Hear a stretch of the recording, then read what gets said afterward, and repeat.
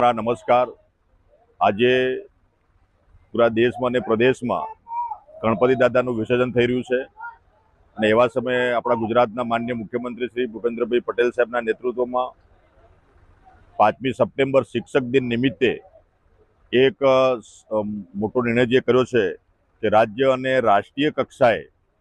શ્રેષ્ઠ શિક્ષકનો એવોર્ડ મેળવનારા શિક્ષકોને રાજ્ય સરકારની શિક્ષક દિન નિમિત્તે ભેટ આપી છે।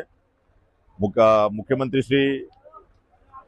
માન્ય ભૂપેન્દ્રભાઈ પટેલ સાહેબની સમક્ષ આપણા ગુજરાત રાજ્ય એવોર્ડી ટીચર ફેડરેશને જે રજૂઆત કરી હતી કે જે પેલા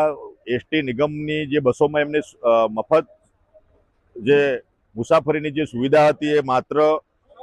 જીસીઆરટીની લોકલ એક્સપ્રેસ અને ગુજર સેવા 3 બસોમાં જ એમને સેવા મળતી હતી। પણ આ નિર્ણયથી હાલમાં આપણી જે બસો ચાલે છે, બસ સ્લીપર છે, સ્લીપર વોલ્વો છે, ડબલ ડેકર બસ છે, એસી બસ છે, ઇલેક્ટ્રિકલ બસ છે અને હાલમાં જે નવી વ્યવસ્થા થઈ છે 2x2 લશ્કરી બસની, એ ગુજરાત રાજ્યની તમામ બસો જીએસઆરટીસીની જે સેવા ચાલે છે એ રાજ્યમાં અને રાજ્ય બહાર જે જાય છે તે તમામ મારા ગુજરાત રાજ્યના રાજ્ય કક્ષાએ અને રાષ્ટ્રીય કક્ષાએ શ્રેષ્ઠ શિક્ષક તરીકેનો એવોર્ડ મેળવનાર તમામ શિક્ષક બંધુ ભગીનીને આ સેવાનો લાભ મળશે। સાથે સાથે ફેડરેશને અમારી પાસે પણ રજૂઆત કરી હતી। માનનીય નાણામંત્રી શ્રી અને ભૂપેન્દ્રભાઈ પટેલ સાહેબના નેતૃત્વમાં આ યશસ્વી નિર્ણય થયો છે કે ગુજરાત રાજ્યના તમામ રાજ્ય કક્ષાએ અને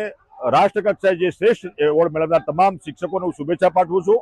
અને સાથે સાથે માનનીય મુખ્યમંત્રી સાહેબનો આ જે સ્તુત્ય નિર્ણય લીધો છે,